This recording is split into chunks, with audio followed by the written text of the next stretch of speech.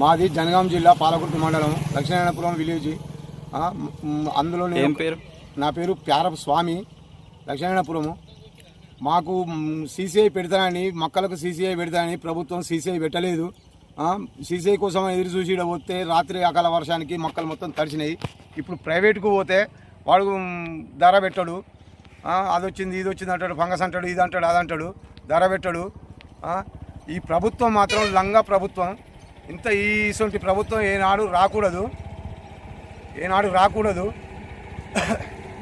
కేసీఆర్ ఉన్నప్పుడు మంచిగా రైతు అనేటోడు తలకాయ కింద మెత్త పెట్టుకొని పండుకొని మంచిగా ఏ ఆలోచన లేకుండా మంచిగా బతికిండు.